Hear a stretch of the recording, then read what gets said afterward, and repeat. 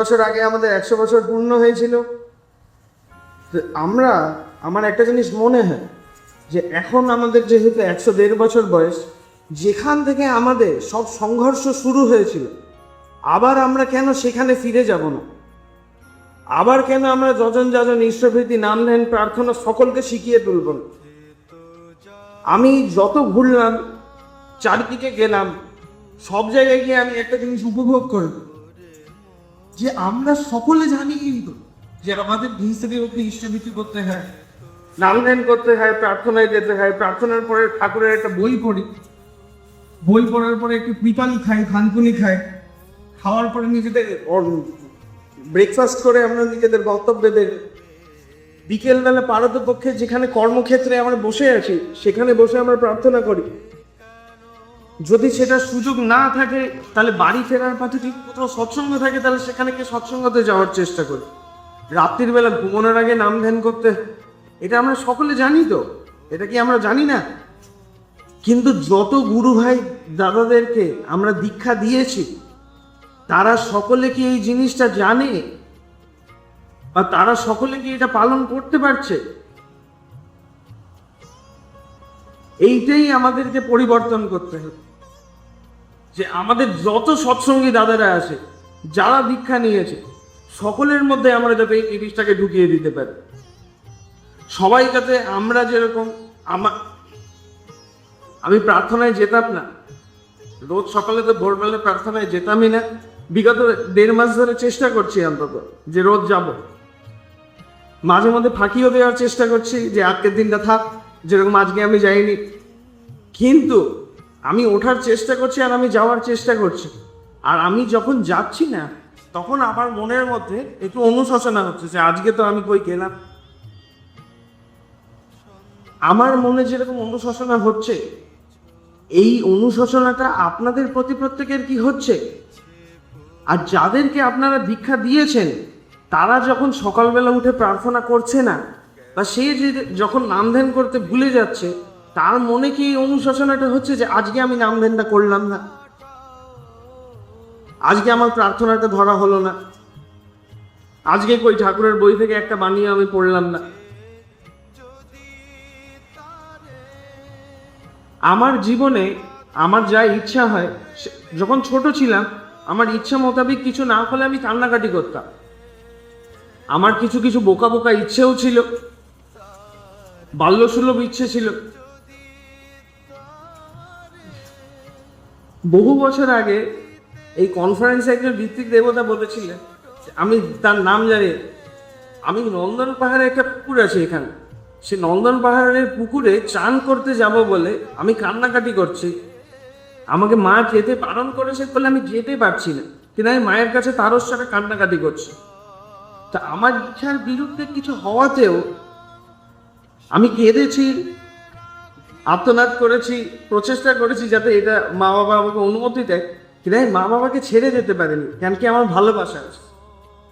তা আপনাদের ইচ্ছা মোতাবেকেও যদি কিছু না হয়, আর আপনাদেরকে গুরুজনেরা যখন বকামুখিও দেন যে তুই ঠাকুরের কাজ এরকম ভাবে কেন করলি, এটা ঠিক হলো না, তোমরা মানে দীক্ষা দিচ্ছ না কেন, দীক্ষা দাও, তুমি এরকম করে ওকে খারাপ কথা বললে কেন, আমরা কি তাড়না খেয়ে ঠাকুরকে ছেড়ে চলে যেতে পারবো?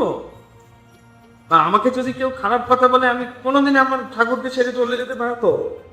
আপনারা কি পারবেন? কেন পারবেন না?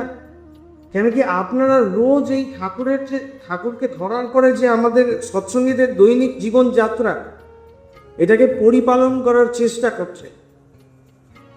তাই আমরা যতই বকা বকি, লাঠি জুতো যাই খাই, আমরা ঠাকুরকে ছাড়তে পারবো না। কষ্টে থাকলেও পারবো না, আনন্দে থাকলেও পারবো না। কিন্তু গুরু ভাইরা কোথাও না কোথাও যাদেরকে আমরা ঠাকুরের সাথে যুক্ত করেছি, তাদের মধ্যে এই সৎসঙ্গী জীবনযাত্রাটা আমরা তাদের মনের মধ্যে ঢোকাতে পারিনি। তাই জন্য তাদের জীবনে যখন কোনো ঝড়ঝাপটা অশান্তি আসছে, বা তার মনের ইচ্ছার মতন কিছু হচ্ছে না, সে তখন সহজেই ঠাকুরকে ছেড়ে দিতে পারছে বা ভুলে যেতে চেষ্টা করছে। ঠাকুরকে ব্লেম করছে যে ঠাকুর তুমি থাকা সত্ত্বেও আমার সাথে জীবনে এরকম খারাপ কেন হলো। কিন্তু ঠাকুর তার মঙ্গলের চিন্তা সবসময় করছেন, তাকে সৎ পথও দেখানোর চেষ্টা করছেন। তার মনের ভালোবাসার অভাবে সে বুঝতে পারছেন না। তো আমাদের কাজ এটা নয় কি যে আমরা তাদেরকে এই সৎসঙ্গী জীবনযাত্রার মধ্যে নিযুক্ত করি, তাদেরকে শিখিয়ে দিই যে এটা করতে হবে। আমি কিছুদিন ধরে সকলকে বলছি যারা আসছে যে সবাই নিজেদের বন্দিকে একটা প্রার্থনা লিস্ট বানিয়ে প্রার্থনাটা করো। এটা বলা হচ্ছে না। আর যেই কোন দিনে এটা করা হয়েছে সেই মন্দিরে কিন্তু আগে থেকে গুরু ভাইয়ের সংখ্যা অনেকটা বেড়েছে, পারেনি। এইবার বিষয়টা হচ্ছে যে ওইটা একটা ইবালে সিমেন্টের মন্দির। আমরা প্রত্যেকটা কর্মী ঠাকুরের মন্দির নই কেন? আর আমরা সবসময় যে আমাদেরকে কোথাও গিয়ে বা কোনো মন্দিরে বসে প্রার্থনা করতে হবে তার তো মানে নেই। আমরা আমাদের বাড়ির থেকে মন্দির দূরে, আমার বাড়ির থেকে ভীষণ কাছে, কিন্তু আপনাদের বাড়ির থেকে মন্দিরটা দূরে হতে পারে না। তা আপনারা নিজেদের আশেপাশের যে গুরু ভাইরা আসে তাদেরকে কেন প্রার্থনা করাটা শেখাচ্ছেন না?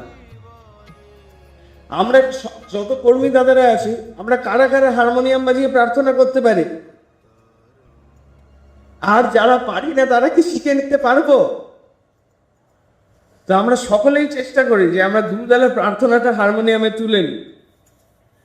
আর আমাদের আশেপাশে যে গুরু ভাই দাদারা আছে তাদের বাড়িতে ভোরবেলা গিয়ে প্রার্থনা করি।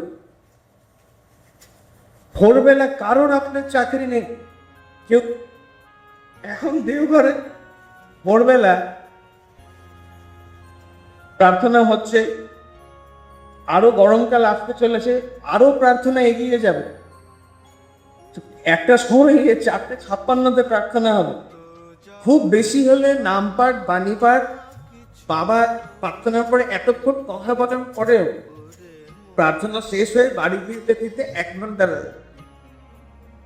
যারা যারা চাকরিতে যান, কেউ কি ভোরবেলা 7টার আগে চাকরিতে বেরোন? খুব অল্প সংখ্যক লোক আছেন যারা এই ভোরবেলা 7টার আগে আমরা চাকরিতে চলে যাই। তাহলে আমার সারাদিনে সময় হবে না, আমার সারাদিনে বিভিন্ন রকমের কাজ আছে, কিন্তু আমরা ভোরবেলা কি ওই 1 ঘন্টা ঠাকুরের জন্য বার করতে পারি না? যে ভোরবেলা আমি 2 ঘন্টা নিজের পাড়ার মধ্যে ঘুরে প্রত্যেকদিন চেষ্টা করলে আমি আরেকজনের কারোর বাড়ি থেকে একটু প্রার্থনাটা করে আসি।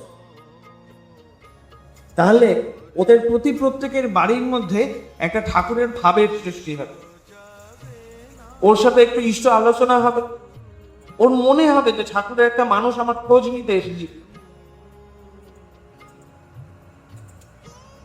আর সকালবেলা ভালো মন্দ খাওয়া হবে আপনাদের, কেন কি আমাদের দেশে বলা আছে যে অতিথি দেব ভব। কারোর বাড়িতে গেলেই তারা আপ্যায়ন করতে কোনো জায়গা ছাড়েন না। আমি কিছু কিছু জায়গায় বলেছিলাম যে এটা শুরু করা যেতে পারে। একটা জায়গা থেকে আমাকে জানালো যে সকালবেলা 3 দিন তারা প্রার্থনায় গেছে। একদিন তাদেরকে দই বড়া খাইয়েছে, একদিন খোকলা খাইয়েছে, আর একদিন শুধু চা খাইয়ে পাঠি। কিন্তু খাওয়া দাওয়াও চলছে, ঠাকুরকে নিয়ে আনন্দও চলছে, কথাবার্তাও চলছে। আর এইটা আমরা কেন করতে পারবো না? আর এই সময়টা আমাদের প্রত্যেকের জীবনে আছে যে এইটা আমরা দিতেও পারবো, চাইলেই পারবো। উপযোজনা কেন্দ্র যেখানে যেখানে আছে চেষ্টা করুন যে সেই উপযোজনা কেন্দ্রের মধ্যে যিনি আছেন বা সেই উপযোজনা কেন্দ্র যাদেরকে ঘিরে সেই লোকগুলোর মাঝখান থেকে যে কোনো একজন মানুষকে যাতে আমরা হারমোনিয়ামে প্রার্থনাটা শেখাতে পারি, সেই লোকটাকে দায়িত্ব দিই যে তুমি এই উপযোজনাকে ভিত্তি করে যেই পরিবার পরিজনগুলো আছে তাদের বাড়িতে ভোরবেলা গিয়ে প্রার্থনা ধরো। আর চেষ্টাটা হচ্ছে যে একটা উপযোজনার মধ্যে 60 থেকে 100টা পরিবারকে রাখি আমরা।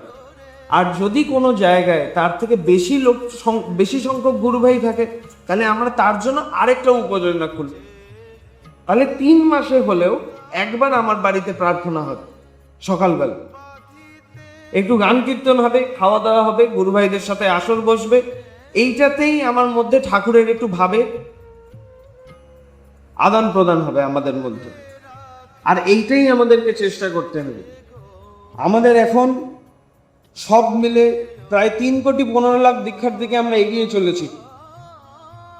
তা আমরা কি সবাই বলতে পারি যে আমরা সকলেই 3,15,00,000 লোক জানে যে সকালবেলা ঘুম থেকে উঠে ঈশ্বরভীতি করে, নাম ধ্যান করে, প্রার্থনা করে, ঠাকুরের বই পড়ে, থানকুনি খেয়ে, ত্রিপালি খেয়ে নিজেদের গন্তব্যে বেরোতে হবে?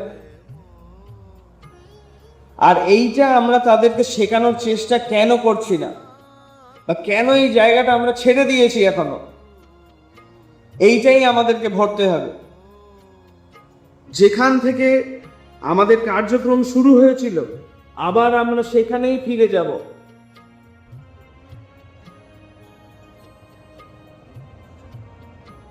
এইটা কোনো রাস্তা নয়, এটা একটা গোল চক্কর। একটা কাজ করতে করতে করতে করতে এগোবো, আবার যেখান থেকে শুরু করেছিলাম সেখানেই আসবো, আর এটাই করতে থাকবো যতক্ষণ সবাইকে না দীক্ষা দিয়ে দিতে পারছি। আমরা কাউকে ছাড় করি। ঠাকুর বলেছে যে টিকটিকিকেও পারলে দীক্ষা দিতে হয়, আমাকে একটা বলেছে। তো যতজনকে পারবো সকলকে দীক্ষা দেবো, এটাই আমাদের কাজ। আর প্রত্যেকটা মানুষের মধ্যে আমাদের যে জীবনযাত্রা আছে সেটাকে ফুটিয়ে তোলার চেষ্টা করবো। আর এইটাই আমাদের এখন চেষ্টা হওয়া, এটাই আমাদের আগামী কর্ম। শুভ কাকা দুই বছর আগে বা 1 বছর আগে কনফারেন্সে বলেছিলেন যে দীক্ষা না দিলে দীক্ষাপত্রের কাজ কি করে হতো। তো দীক্ষা দেওয়াটা আমাদের প্রত্যেক কর্মীর কাছে আবশ্যক। আমি বেশি দীক্ষা দিতে চাই না, আমি সবসময় গা বাঁচিয়ে চলি, কিন্তু আগের বার আমি দেখলাম যে দীক্ষার সংখ্যা কমে যাচ্ছে।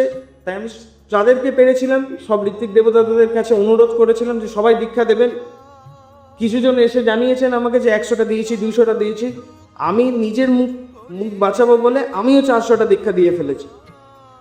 তা আপনারাও চেষ্টা করেন যে প্রত্যেকে যাতে দীক্ষাটা দিই, রোজ বেরিয়ে দীক্ষা দিই। একদিন কাউকে টেলিফোন করে সংগ্রহ করে রাখবেন দীক্ষা, আমি এসে দিয়ে যাব। এখান থেকে বেরিয়ে রোজ একটু করে বেরো। যদি পারেন ওই রোজ ভোরবেলা যে একটু প্রার্থনা করার কথা বলছি, ওখানে আশেপাশে ঘুরলেই দীক্ষা হয়ে যাবে। এইখানে বোম্বের একজন ঋত্বিক দেবতা আছেন, আমি তাকে কিছুদিন ধরে উড়িষ্যার, তিনাকে আমি দেওঘরে ধরে রেখেছি। তিনি দেওঘরে 12-15 দিন এই যে দীক্ষাপত্রের কাজ হচ্ছে, এই গ্রামে যেতে যেতেই তিনার 100 দীক্ষা পেরিয়ে গেছে 10-15 দিনের মধ্যে। আপনারাও চাইলে একটু বেরোলেই এটা হতে পারে, তাই না? বাবা হয়তো চলে এসেছেন বা আসছেন। তো এটাই আমরা করার চেষ্টা করব, যে আমরা সকলে প্রার্থনাটা শিখি, সকলকে শেখাই, আর আমাদের এই সৎসঙ্গী দৈনিক জীবনযাত্রাটাকে প্রত্যেকটা গুরু ভাইয়ের মনে প্রাণের মধ্যে যাতে আমরা তুলে ভর্তি করি।